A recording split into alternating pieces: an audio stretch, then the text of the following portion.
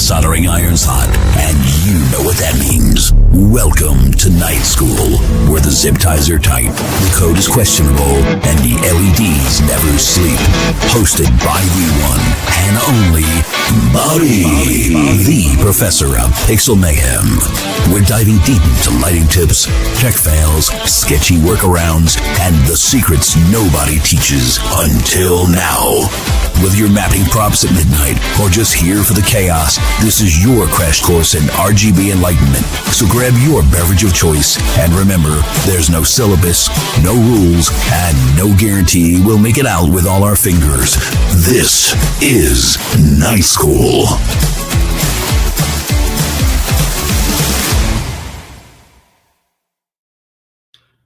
Good evening, everybody. Today I have Barry Wiles from Sequence Solutions, and we're going to be talking about mapping your show. And like always, if you do have any questions, please put them in chat or in the comments, and I will make sure Barry knows about them. All right, thanks, Bobby. So, welcome everybody. So, with the season coming upon us, we thought it might be a good idea to kind of do a class on mapping and go through some of the basics and some of the tips and tricks and some of the stumbles that you can go through in the mapping. So I have put a quick presentation together for you, and then we'll move into xLights and actually do some hands-on work. And then, Bobby, just interrupt me if something comes up, if someone's got a question I need to answer. Yes, I will. If not, I'll just keep rolling on what I'm doing. So when I look at mapping, I kind of look at mapping in 4 levels. There's level 1 is you basically go out, you look at your favorite sequencers display, and you go and buy their props to match up in there so that your display looks similar to theirs. You basically open up a new sequence and hit auto map. Everything kind of booms over for you, and you're off and running. In most cases, people want to personalize their displays or have other things in place. So that's usually a good option for some of your display, but usually not all of it.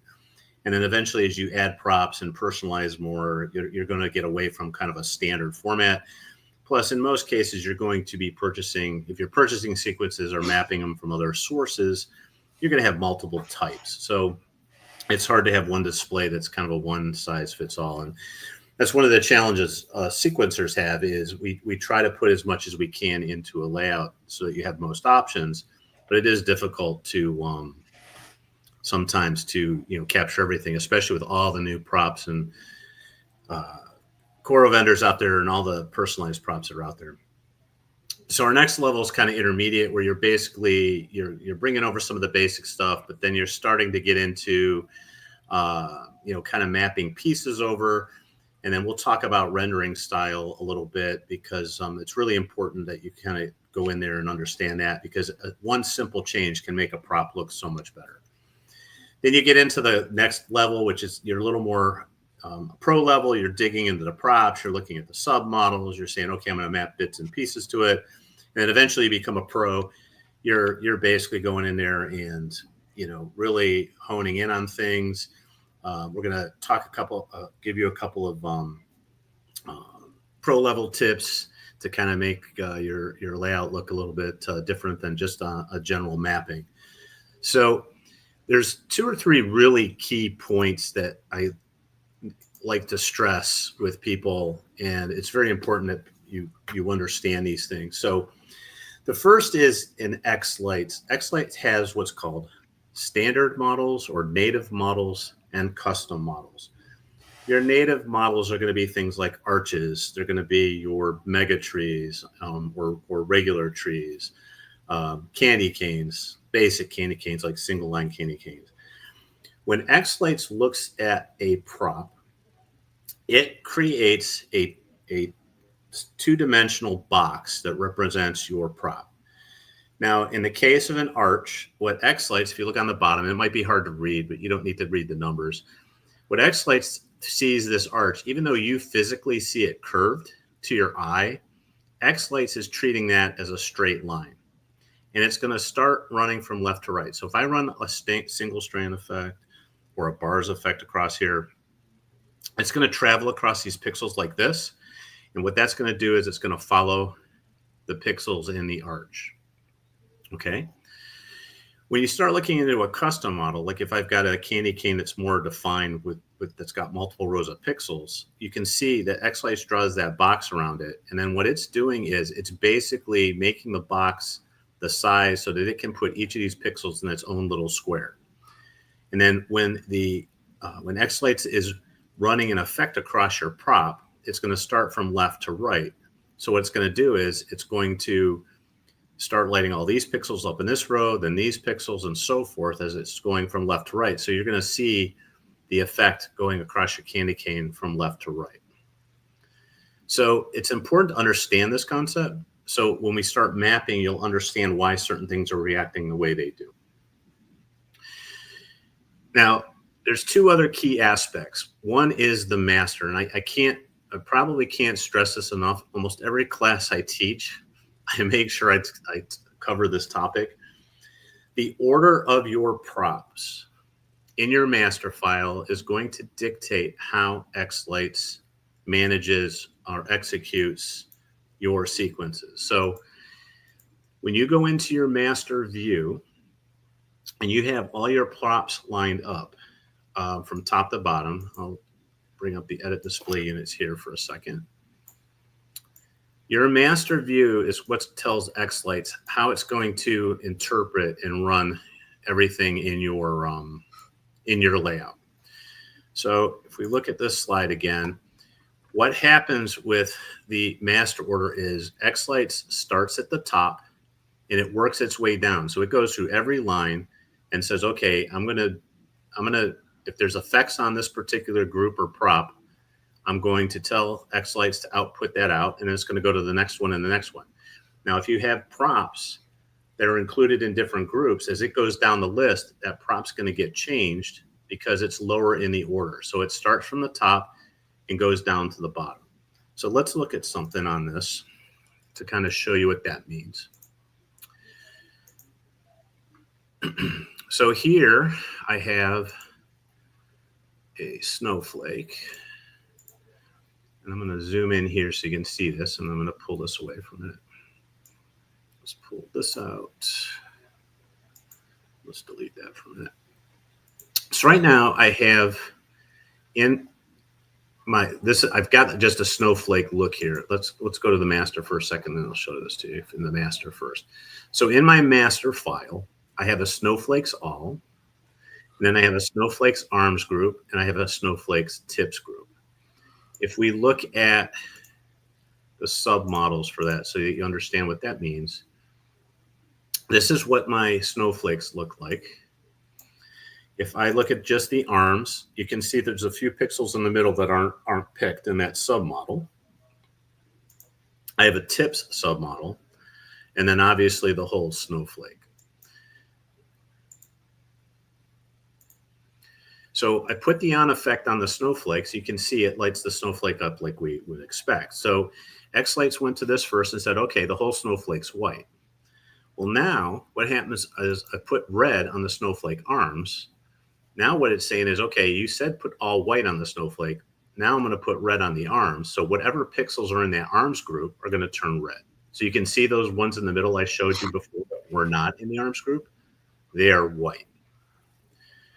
Then what I do is I put the tips on, and now you can see the submodel that was the tips is yellow. So what's happening is xLights is going down this list and it's saying, okay, go white, then make these pixels red, and then these yellow. So this is a very, very important concept to understand, because probably one of the biggest things when people come to me and say, hey, the sequence that doesn't look like your sequence, it's because this render order is backwards. Like if you had the arms above the snowflakes, then the arms would once you hit the snowflake, it would override everything. It would just be white, even though you had the red above it. So it's important to understand that your master view order is what tells xLights that it can't, or the order that it executes it.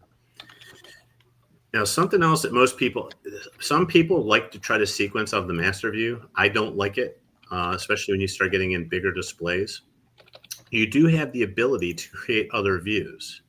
So if you hit edit display elements, I can go up here and add a view and call it whatever I want. So like I might want something like high definition props, or if I have a PPD wreath in there or a MOA, I can just put those groups in the view, and then that's all that I'm dealing with. I created one for snowflakes, right? So all that I'm looking at are the snowflake models, so that I can, just concentrate on those, and I'm not trying to string through this whole master and find them and do the sequencing. So it's a very useful tool in my sequencing layout that I use. I think I've got like 20 something different views in there that I can move around in. Something else to understand is when you create a view, I can move these values around in the individual views. It doesn't matter what order these are in on the execution. Only the master file dictates the order that things are going to be executed in xLights. So you could actually have these backwards in the snowflake group. Like I could put this snowflake down here. It won't impact the execution because it's what's in the master. Okay, so very, very important to understand, because I will say probably a third of the problems I see with people that are mapping sequences into xLights, it's because their render orders backwards or wrong. And I'm going to touch a little bit more on the master in a minute. And then the second thing to understand is when you look in xLights, there will be layers. Like sometimes, like in a prop, you may see 3, 4, or 5 effects being executed on a prop. So you'll see the main prop, and then you'll see a 1, 2, 3, 4, 5. Those are layer numbers that you're putting on each prop. xLights runs layers completely opposite to the groups and the submodels and how they're executed in the master. xLights actually starts from the bottom and works its way up. So whatever is on top is going to overlay over the next layer and the next layer, next layer. So you can kind of see the blue layer at the top. That's going to be the last thing. So xLights will do the last layer, then the red, the purple, the orange, and the blue. So it's just something to remember. When you're mapping, you won't get into the layers as much. It's just something to kind of understand when we touch on a couple of the advanced techniques when we get in there.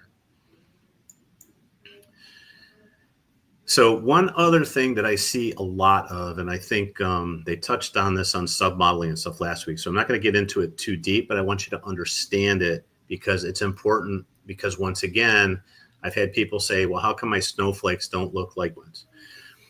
When you do look at submodels, pixel order can be important. A lot of the snowflakes and stuff that you get out of the general xLights import, the arms aren't right. Depending on the way you sequence. I tend to like to put a single line on the arms and have them run from the center to the end. If you use the standard models, most of the time that won't work. So what I'll actually do is I'll go in and create a submodel so that these pixels go in an order. They start from the inside and move out. So I'll go here, here, here, here, then here and here, then here. So when the effect runs on the snowflake, it runs from beginning to end. So let me show you that real quick. Because again, it's something so simple. So here's the snowflake arms that I did. See how that's nice and clean, that it goes back and forth.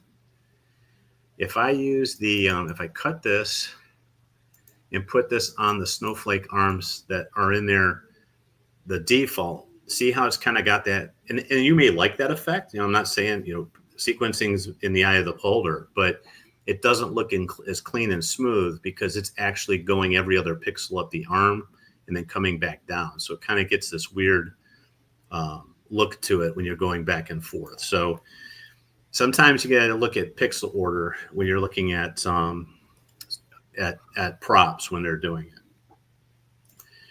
Just one more thing on the custom versus the custom model versus a standard model, because all these concepts are going to come in when we start importing stuff that are going to help you clean some things up. So this is a standard wreath. It's a default model in xLights. Even though you're seeing this wreath as circular, if I go here and do a node layout of that wreath, oops, I'll pick the snowflake there.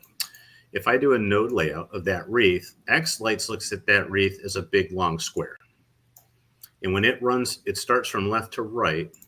It's going to start wherever you tell this to where your default location. Mine's at the bottom, and it's saying counterclockwise. So as the effect runs, it's going to run around this circle like this, following this square.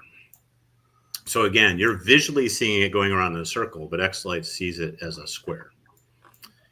And that becomes important when we talk about the render style.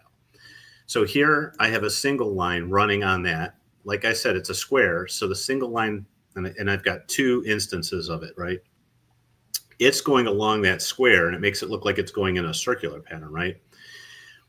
That rendering mode is default. It's saying, okay, follow the default render.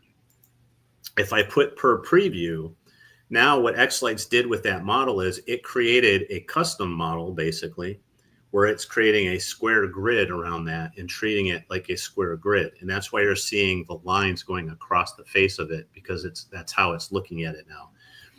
So this per preview rendering style changes how that effect goes on there. And there's a lot of different ones in here, right? For basics and what we're doing, you just need to understand what default and per preview are, okay? These will become important when we start playing around a little bit with importing the sequence. All right, so what I've got here is I'm going to do this first. Let's change this over, and I'm going to go to, let's say that you have a fairly basic display.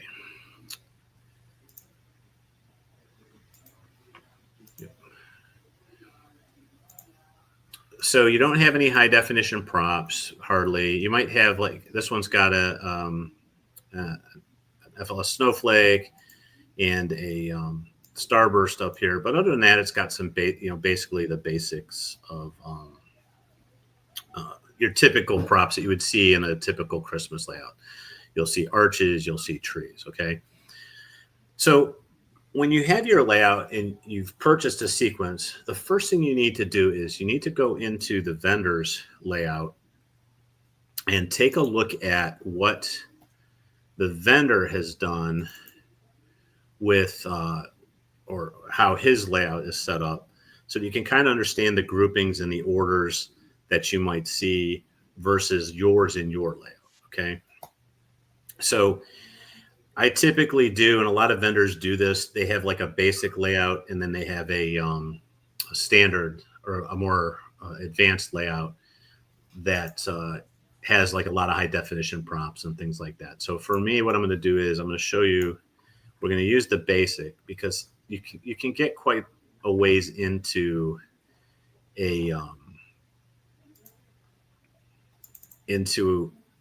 sequence and mapping it without having to deal with all the different types of props that are out there. Now, I will say and I kind of believe in, if you have high definition props, you want to utilize them. You don't want to just use them as a matrix. So when I sequence high definition props in the store, you're going to see a lot of submodels being used, a lot of what I call depth. You're going to see a lot of different activities on that model. You're just not going to see something splashed on the whole model, kind of like a matrix. But when you're first mapping sequences, you want to get to the first level and at least make the prop, kind of stand out or look out. So this is the basic layout, and this is the basic layout we're going to use to map to the other display. And as you can see, we have candy canes, we have trees and things. For the purposes of this, for what I'm going to do on the map, I'm going to pretend like I don't have the FLS snowflakes in here. We're going to map those differently just to show you what you would do to map those over. Okay. So first thing you're going to do, and I always like to assume that my audience, not everybody knows everything. So I'm going to walk you through the beginning to end.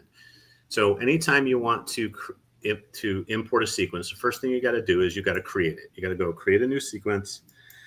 I'm going to call it a musical sequence. So that's what we're going to do. Let's close this up. Go to the desktop. Now in this case, I've already set up an audio file.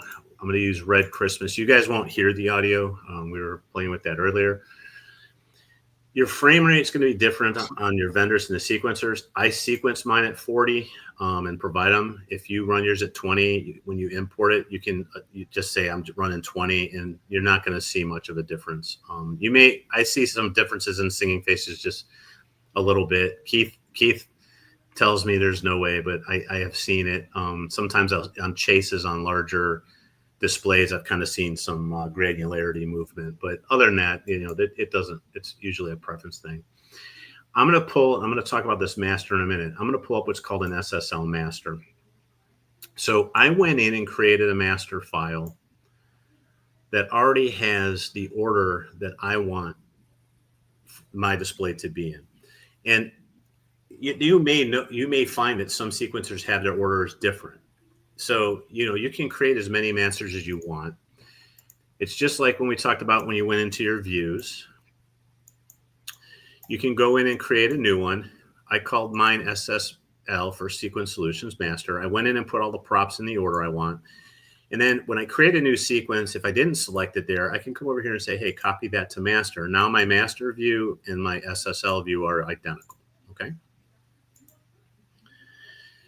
So now I know it's in the order that I want it to be in. My preference, again, it's just my preference. You're going to see a lot of different versions of this. I tend to like all my bigger props at the top of the list. I want kind of my all house outlines, all your big stuff at the top, and run through. And then what I do on the bottom, and we'll touch more on this later, you can see I kind of have a house end and a lawn end, and then I have an everything end / override. That's because if I put an on effect on this, because it's the last thing in the string of the master, it'll turn the whole display whatever color I put on for that. And I'll show you why that's important in a little bit when we talk about a couple of more advanced techniques in sequencing. But for now, just kind of understand that order. So I've brought that song in. Now I'm going to say I'm going to import effects, and I'm going to go and create or go get the sequence that I purchased. So typically what I recommend is under xLights or somewhere, anywhere on your computer, it doesn't have to be under the show folder, create a purchased or acquired sequences or just sequences, wherever you're going to keep all of your zipped or XSQZs. Now, xLights came out with a feature last year. They no longer, when you package a sequence, does it come in as a zip file. They now package it as what's called an XSQZ. It's basically a zip file. You can actually go in and rename this. Right click, hit rename, and make the extension zip, and it'll change it to a zip file. If you don't need to do that, the nice thing with the XSQZ is if I double click on this, it opens the sequence in the native format that it was sequenced in and the display that was sequenced in. You don't have to sit there and try to map your pictures and videos and all the other things that go with that. So it's a nice feature. I like it. The only problem is you can't get into it to go see, what files in there. So you have to change that over to a ZIP file to be able to do that and kind of do it the old way that you did it. Okay. So when you open it, you're going to get a file, and you're going to look to the right here, and it's going to show you all of the various groups and props that are used in this sequence. And over on the left, it's going to show you everything that you have in yours. Now, if you don't have a particular element in your master, it will not show up in this list. This is your master file list. So for some reason, if you created your master and forgot to put a prop in there and you don't see it in here, you'll have to go back, look at your master, and see if for some reason you didn't copy it over. Where a lot of people get in trouble with that is you'll have your master and then you'll create a new group and then you'll forget to go into the master and copy the group over. I've seen that happen a lot of times. So then what you'll do is you'll start going through their list and say, okay, so in this case, okay, house trim. Now, this particular layout was a customer of mine a couple of years ago. They sent it to me and said, hey, can you map your sequences to it? So a lot of times what I'll do is when I start analyzing the customer's display, I'll go through kind of the groups that are in my layout and look at theirs and see if they've got similar groups. In his case, he did not have what's called I call house trim, which is all the trim on the house, both the verticals and horizontals. So I go in and I'll create an SSL group, all trim. And then you just drag this over and you place it, in the all trim. And if you look through here, he had a couple the snowflake arms. I actually created new snowflake arms because the snowflake arms he had in his layout were the old style and they didn't work right. So I created new submodels and new groups for him there. And then I also created a tips group because he didn't have group. And then the candy canes, I created an outer group and an inner group because he didn't have those submodels in his candy canes originally. Other than that, he had most of the others. Anybody who has trim typically will have a house verticals. In this case, they call theirs verticals. Oops. Sometimes xLights will jump on you like that because I didn't click on it. It jumped to where I was before. So sometimes I got to go over here. I'll go house verticals, house horizontals. So you drag all these things over that kind of match up. So what I'm going to do is basically, I already did this to save some time. Let's say that you create a map and you're happy with it. You can then go in and say save map. And then you can go in and save it wherever you want. I typically save it under the show folder that I'm using, but you can save it however you want, whatever makes sense to you. And I'll call it, maybe in this case, I called it Red Christmas Basic Map. And I saved it. Now, I don't want to overwrite that because I went through and did all this. So then I can come back, and then any sequence I use from that vendor, I can go in and load the map. I'm going to say, yeah, I can jump into there. I can go into xLights, Basic, and open that, and it automatically populates all of the things from the list that are in my display. Now, if you've created the map and there was something that was in the map originally that isn't maybe in this sequence for some reason, it will show red. That just means that doesn't exist on the right, but it's not going to hurt anything. So I'm going to sit there and hit OK. We're going to render it. Now, I'll play it, but you guys won't be able to hear it. But you can watch the sequence, which is the important part. Now, when I map this, there are two things I didn't map yet. I haven't mapped this star, and I haven't mapped these XLFLS snowflakes. And I'll tell you why in a second. In fact, I'm going to do this. I'm going to put the audio as silent. So you can see the sequence is, it's looking fairly close to what, if you were to go look at the video, most of the sequence vendors will have a video out there that you can go watch, or you can open the FSQ file and watch the sequence that way. But you can kind of see, and it looks fairly similar. But again, I don't have those big snowflakes.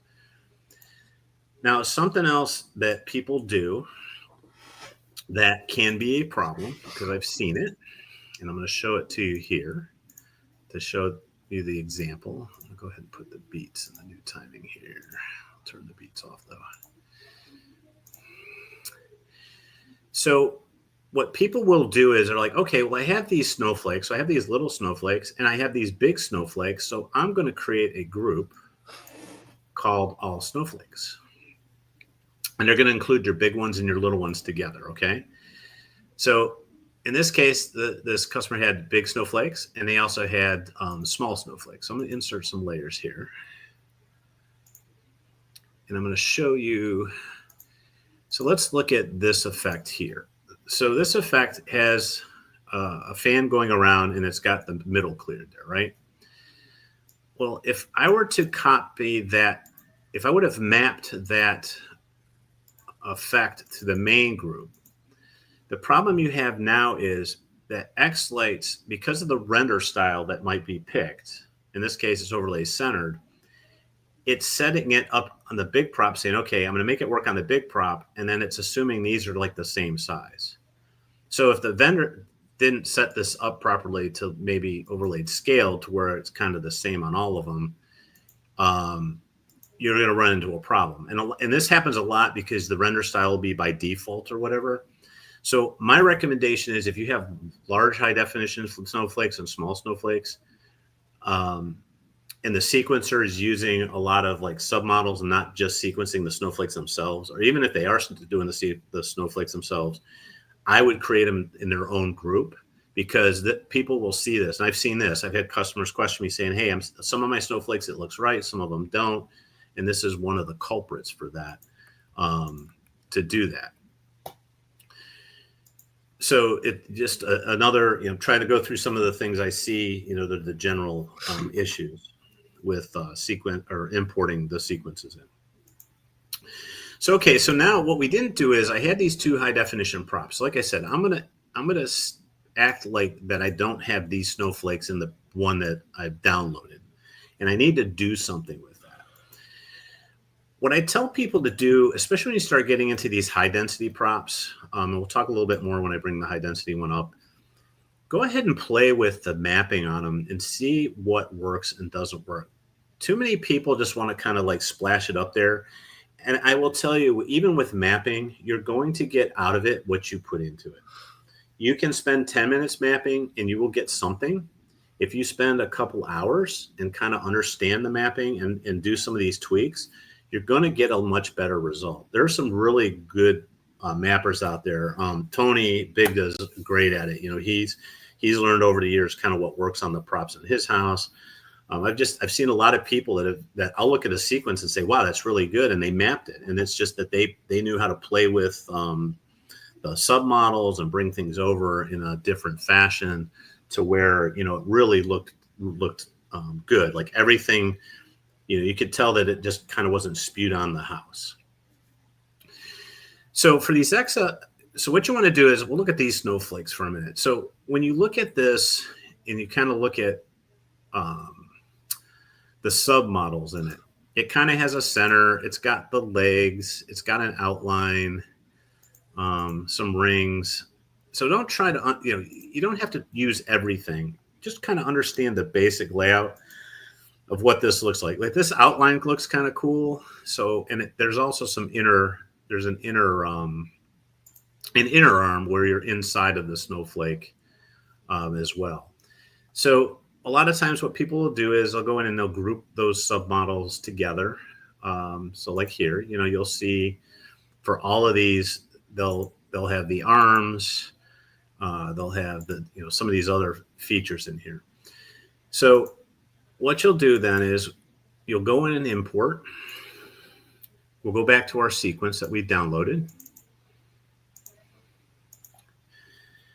Now, like I said, this had an XLS in it, so I'm going to act like we don't have it, okay? Because obviously mapping this over would be easy because it looked really nice because it was sequenced that way. But I'm going to assume that that's not there.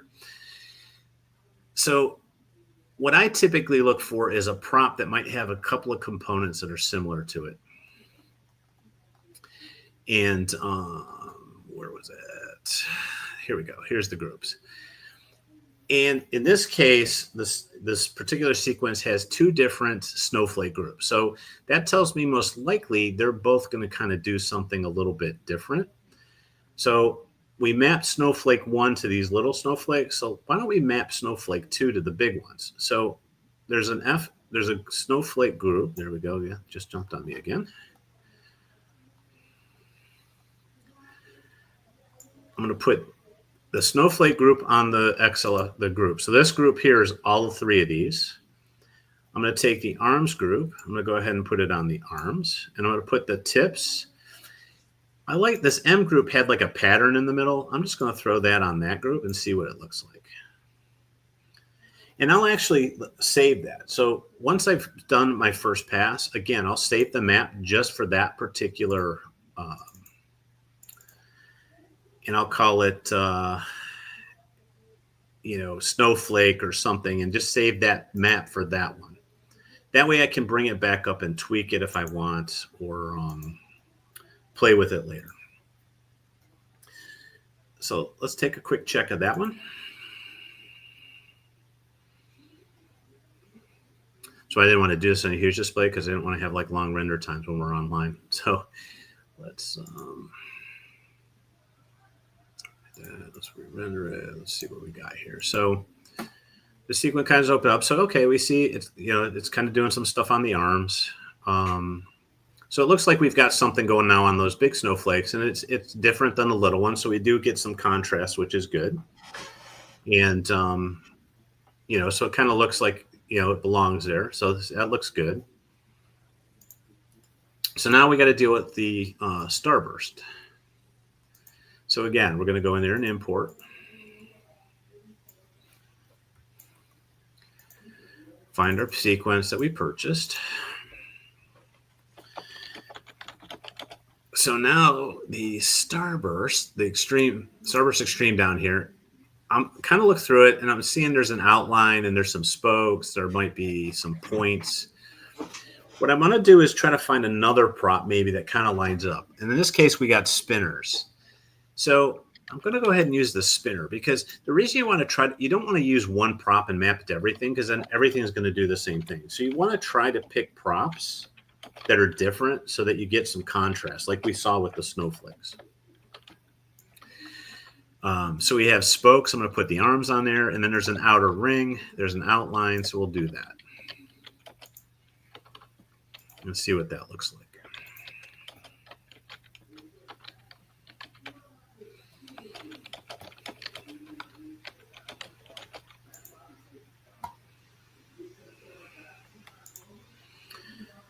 And so we got some stuff going. Again, there's not a lot of depth to it, and we can play with some other effects and put in there. But we've got something going on it, and it's at least making it stand out and do some things in the sequence. Okay. So that looks pretty good. So in that case, I mean, that if you're sitting watching a show, that looks pretty good. It doesn't look like it's splashed on there, and it's things are doing different things. So there's a lot of contrast going on, and I think that looks really good. So now let's say that you have some high definition props and stuff in there.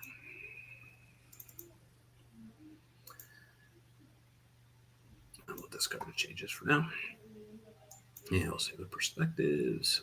So now let's say the following year you added, a MOA, PPD wreath, a showstopper, an EFL present. I try to pick something from everybody because I'm not aligned with any prop manufacturers out there. I like to give everybody their due diligence. But so now, I have my original sequence. So I saved that to where I had mapped everything before.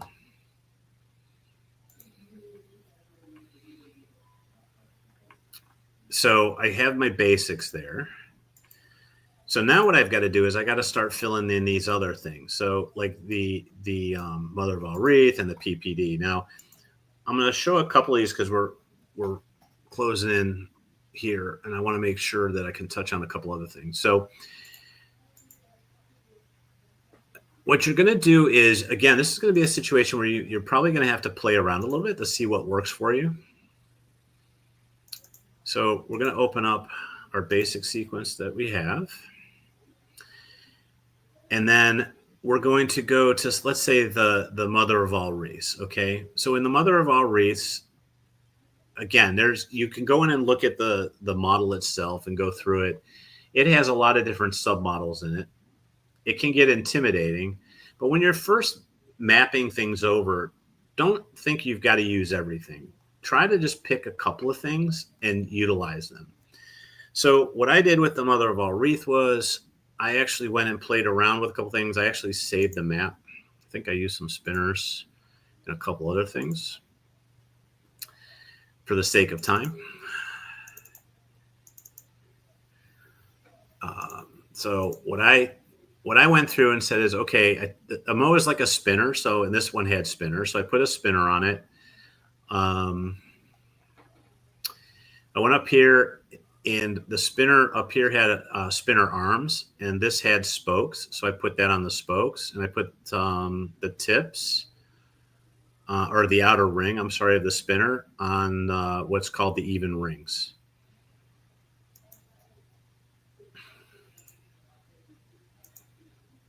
And that all got put in. We'll hit render real quick, and we'll kind of look at see what that looks like real quick.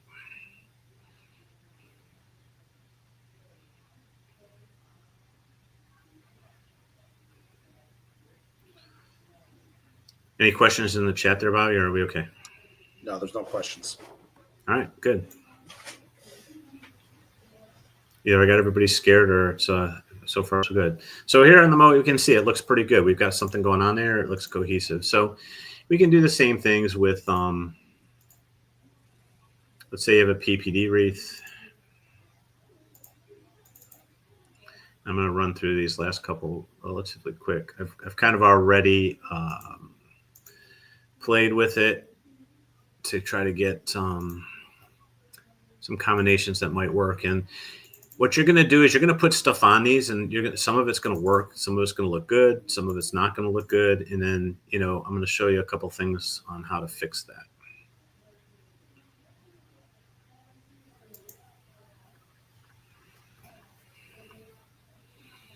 Let's see what that looks like. We just did the PP. Oops, forgot to render. I'll come back to the PPD wreath in a second on what I put on it.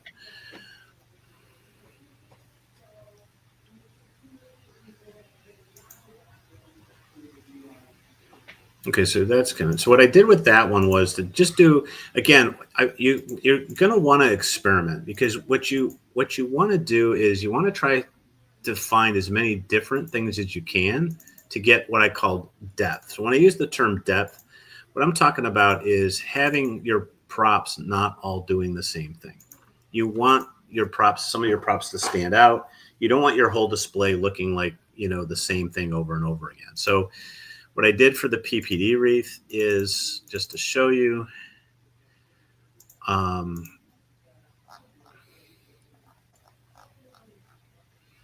went down and I said, okay,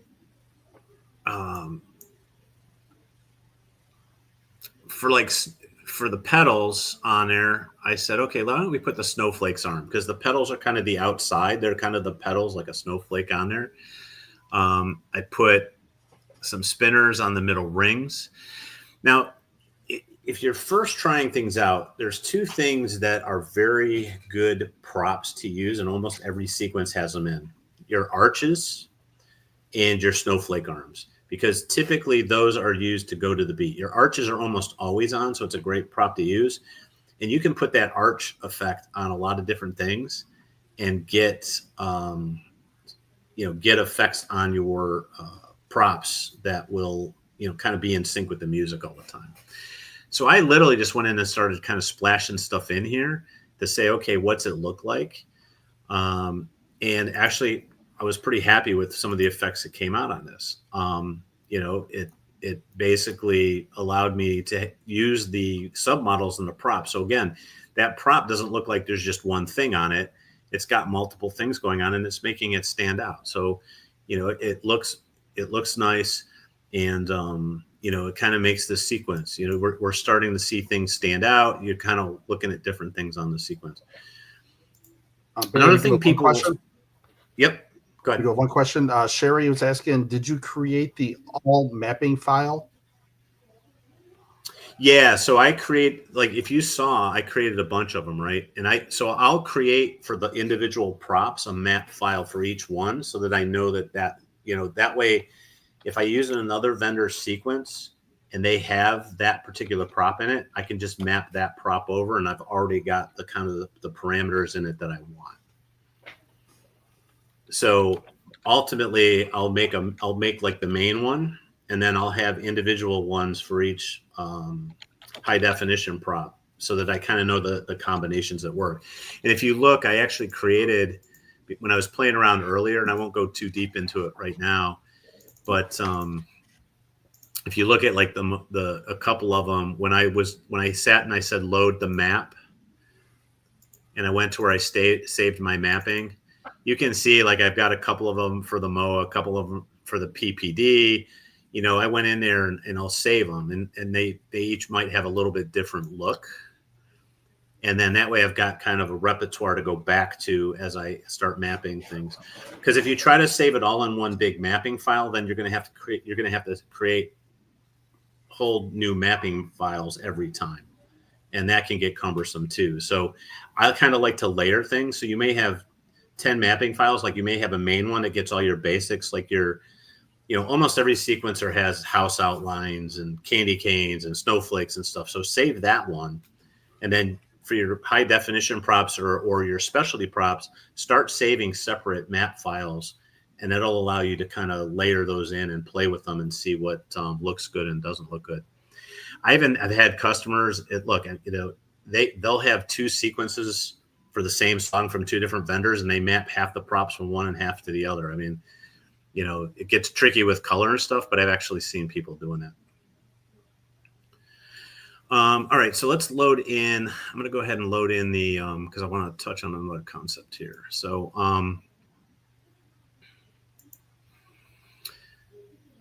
another thing that people kind of struggle with is a lot of the props out there are what I call like specialty props, like presidents or characters or things like that. What you want to do is look at the prop and try to see the breakdown in it. I will say Jackie over at EFL does a great job with submodels. So his submodels are always really good. In this case, the president only has two things. It's got a bow and a box. So you want to find a element in the sequence that only has two things, because that way your president's going to be on most of the time, or take two different elements and put in. So what I did in this one, which I felt worked pretty well, was, and again, this process, it's to get high level mapping, it is a process. You're not, it's not just going to be done in a couple of minutes. Let me see what I did here.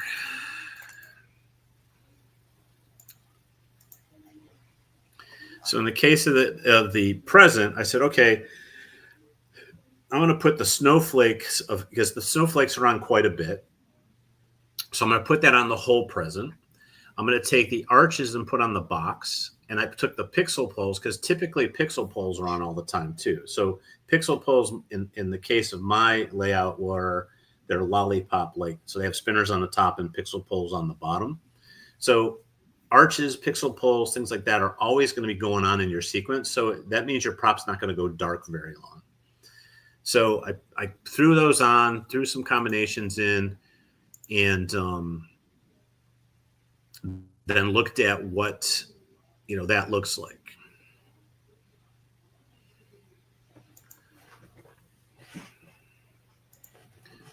If we look at our present down here, you can kind of see we kind of got a wash, but the arch effects going on there and the ribbon. But I mean, it looks decent. It's not a bad look for it. And as you watch the sequence going by, it doesn't look too bad. It's kind of got some motion. It's doing some things with the other. It doesn't look out of place, I guess, is where I'm going.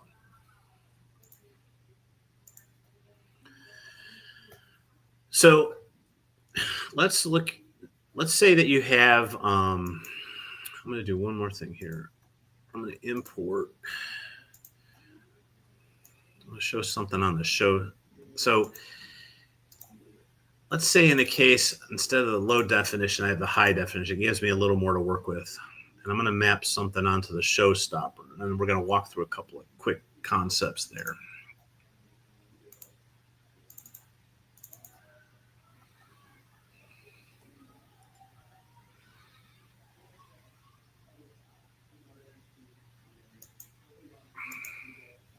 I think it was that one.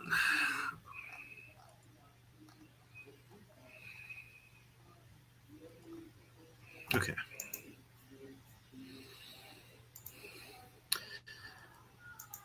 So again, I like to have these different views because if I'm working on a prop by prop basis, I like to be able to go into the prop and take a look at it. So now I'm going to put the showstopper snowflake up, and we're going to look at a couple of things with it. So as we go through, some of it looks okay. But we're going to get into one of the concepts I was talking about a minute ago about the per preview and the per default. So there's a part in here where the center, that looks okay. It's coming up here, I think. There it is. Okay. So let's get to there.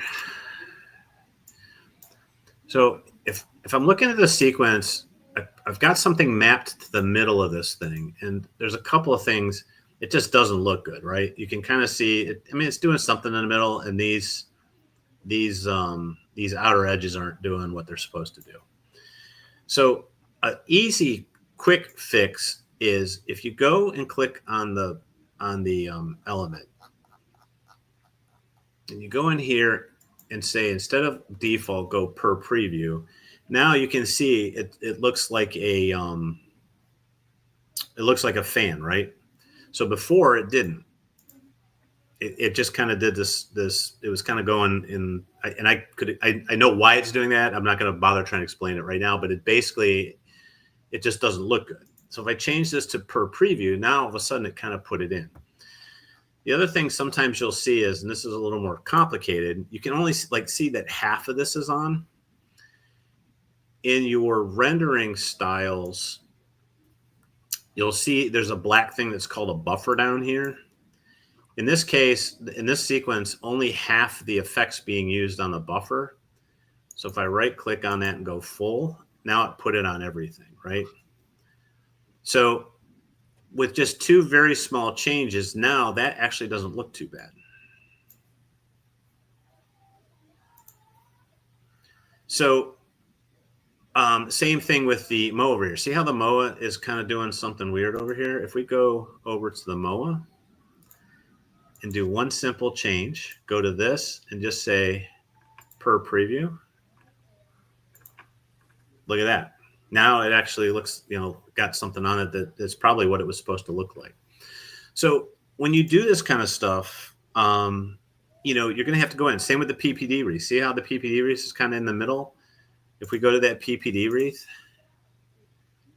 find that effect that's in the middle and change it to per preview. Now all of a sudden, it looks pretty good. So those simple changes, the per default and per preview, can really help you.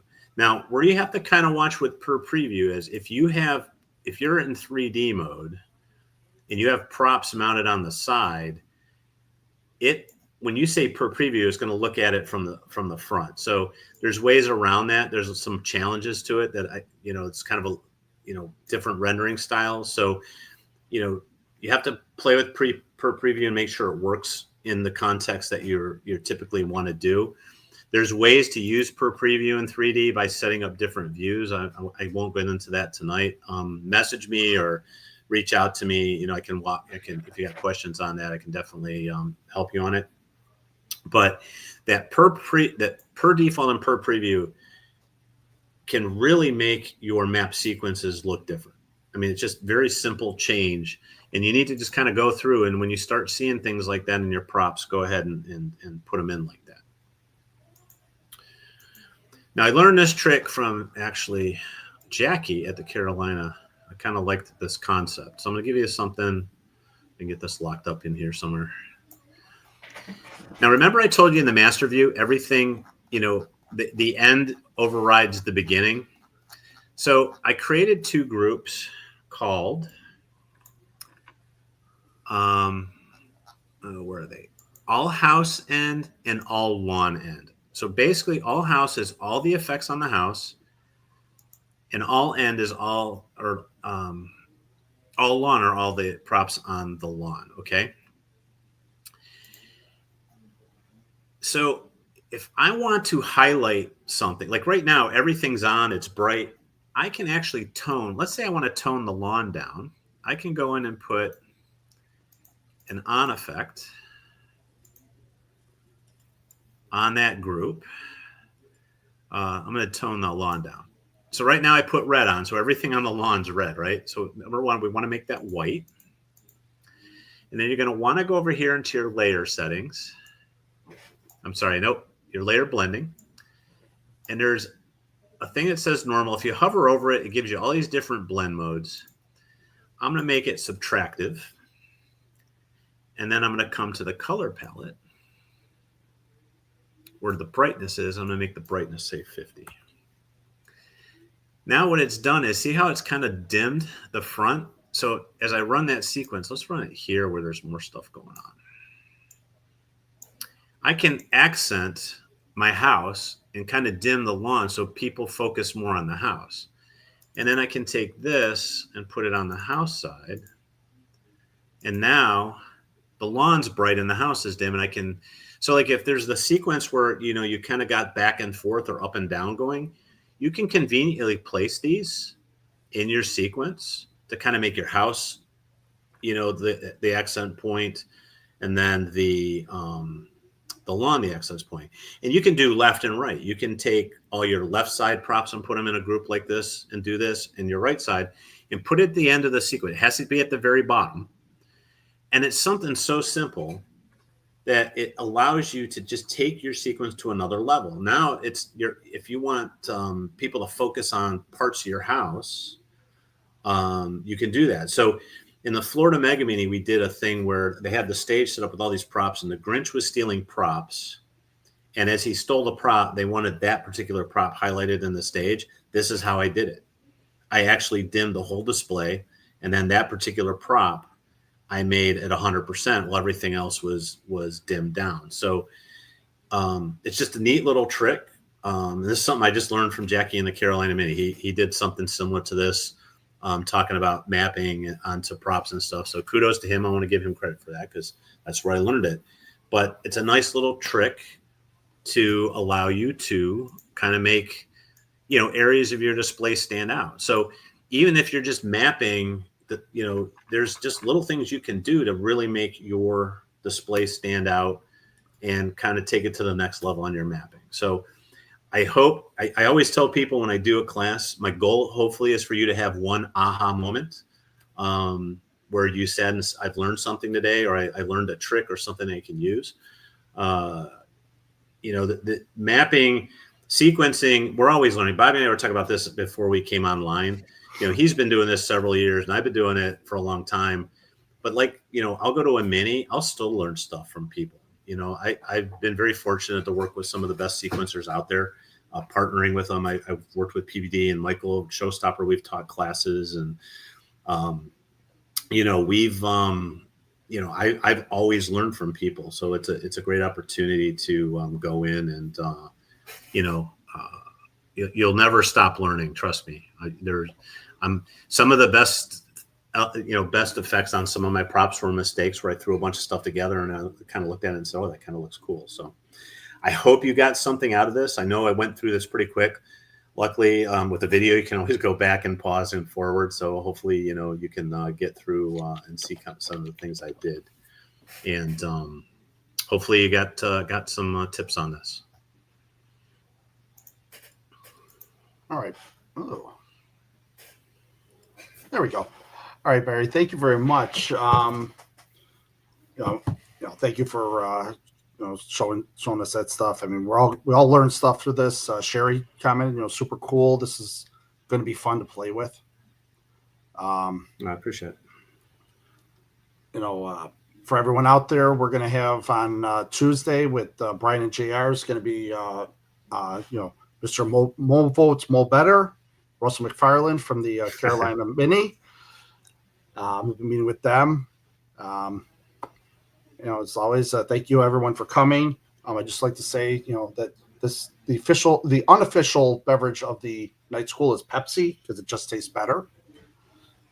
I was going to love that one. It's not going to be a Mo Volt 12 versus 5 volt Pepsi versus Coke. There was a post on Facebook about that. All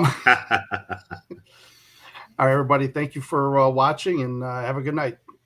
All right, thank you.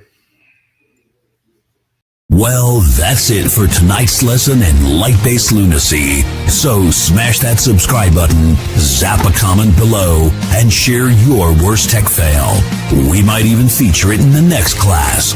Until then, stay lit, stay learning, and always remember to bring a backup SD card. Night School dismissed.